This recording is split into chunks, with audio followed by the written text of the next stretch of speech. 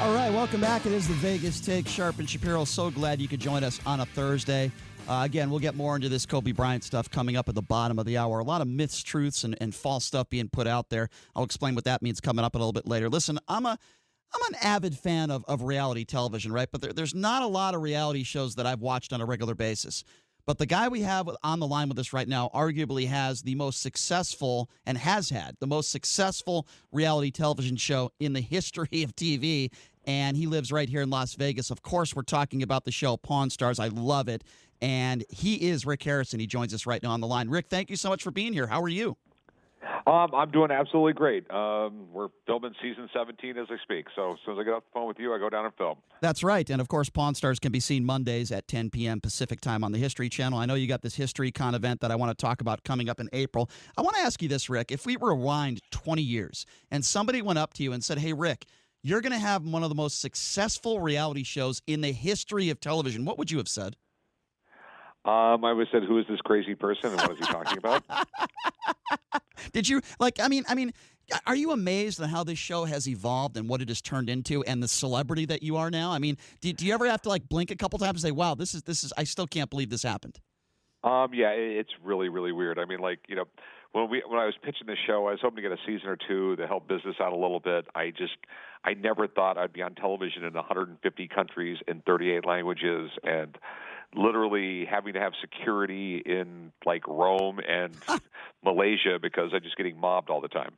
So you're a good person to ask this question, right? We're talking a lot, all week about the horrible tragedy of what took place with Kobe Bryant. And I see so many fakes online, fake autographs, fake memorabilia. You have to deal with this sort of thing in your business all the time, right? You have to check and make sure that it's legit. So can you talk a little bit about that and all the scumbags that not only some of them that I would sure come into your store and try to sell you fake crap, but just the way people handle tragedy and some of these people, a small Well, it happens all the time. It's just it's just something we have to deal with, and then people will make fake certificates of authenticity.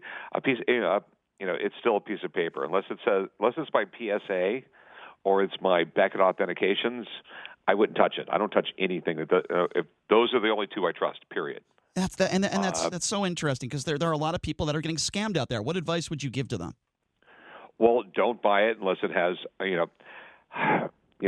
don't go online and buy some Kobe Bryant memorabilia on a guy off eBay who's got 3 feedbacks from selling Beanie Babies. Right. If you buy anything, make sure there's only 2 authentication companies that I trust their paperwork: PSA, right, and Beckett Authentications. Those are the only 2 I like. And I know a lot of people would agree with you on that. If you're just joining us, we're speaking with Rick Harrison from Pawn Stars. Okay, who is the most famous person that you met that you've always wanted to meet because of who you are and because of your show? Can you give me a story of somebody that you met or maybe even became friends with because of your hit show? There's been a ton of people. I've met so many people over the years from being on this show. Mark Levin is a friend of mine. I have a bunch of rock stars. It's really weird becoming a celebrity when you're in your because I didn't become famous until I was in my 40s. Mm-hmm. And but over the years I've met just about everybody, and it's a lot of interesting people from a lot of different walks of life. Isn't it amazing how many people that go to your store on a regular basis, that would never walk into a Pawn Star to begin with, maybe, and they just go to your store because they're such a fan of yours? Does that get a little bit annoying, though, at times, that people just want to go in there and just want to take a picture with you or meet you and maybe No, not at all. I mean, I get 3,000 people a day in the pawn shop. Wow. I'm the #1 non-gaming tourist attraction in Las Vegas. That's unbelievable. That is unbelievably incredible. Hey, I want to talk to you a little bit about this HistoryCon event that you're doing. It's taking place April 3rd through the 5th at the Pasadena Convention Center. Tell me a little bit about this. It's a really cool event. History Channel is having its 25th anniversary, and so they're having HistoryCon. It's like a Comic-Con, but they're going to have a ton of all the talent from the different shows on history, like Danny Coker from Counting Cars. He's also a local, and people from Swamp People, American Pickers. Me and Corey are going to be there. There's going to be a ton of interactive history things that you can. There's going to be a bunch of historians speaking and authors.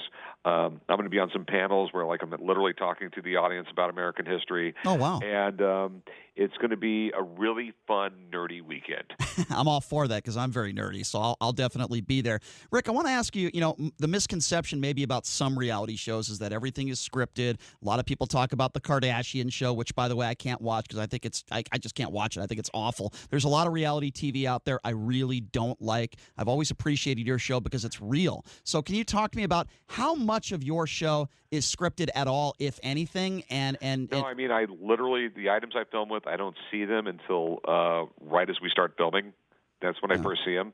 I have an idea of what's going to be on the show because we have to filter out stuff that, because we've done over, 500 episodes. So right. We don't want to have the same stuff over and over and over. But, before the show, before I see it, the only thing I saw is like a 2-inch by 2-inch picture. That's all I get to see before I see it. And I literally go out there and say what I know about it. And sometimes sometimes when we film, I'm going like, we're gonna have to stop for a second. I have to go check. I have to go check on this, and this. But no, that's really me on the show. I really am that nerd.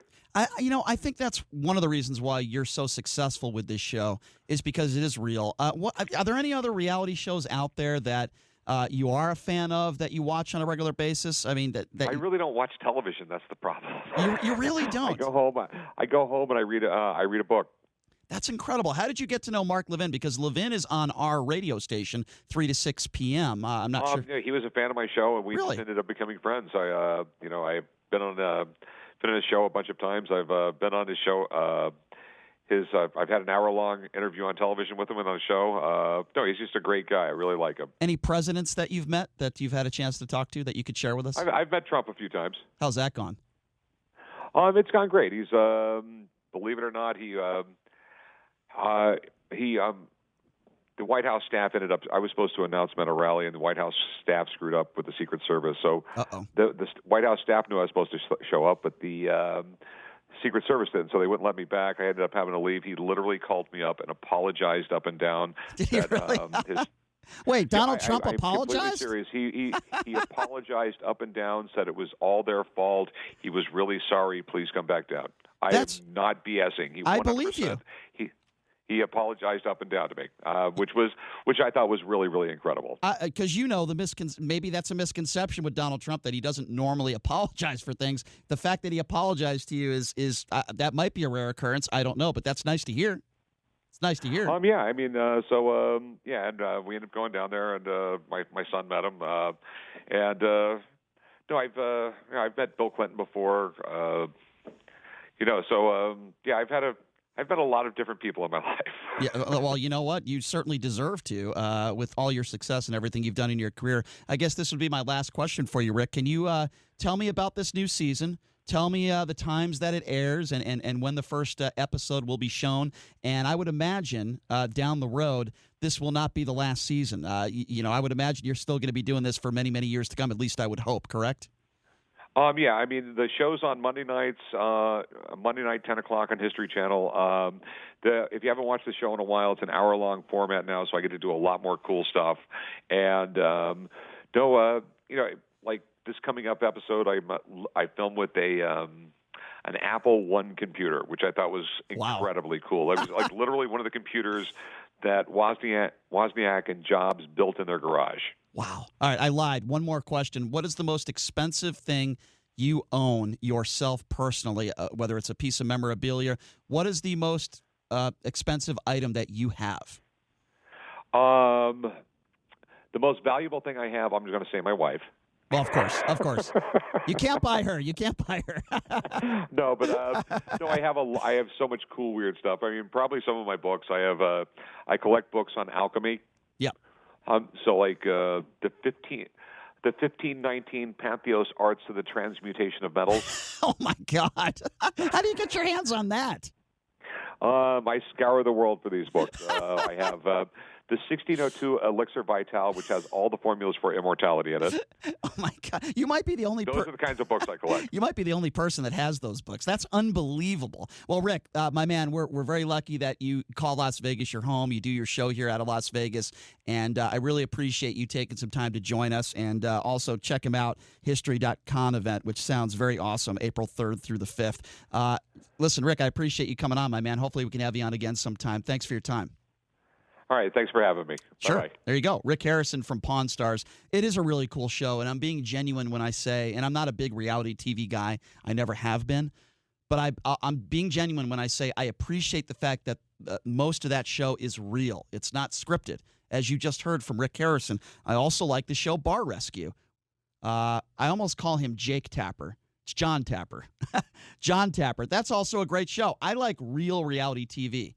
And I believe those two shows are real, and those are my two favorite reality shows on television, no question about it. All right, so we're going to take a quick break, and when we come back, we are here to debunk several Kobe Bryant stories that are out there. How are we going to debunk them? Because of the guest we've had on our own show this week. I'll explain what I mean by that coming up next. You're listening to The Vegas Take right here on the all-new 101.5 FM, 720 AM, KDON.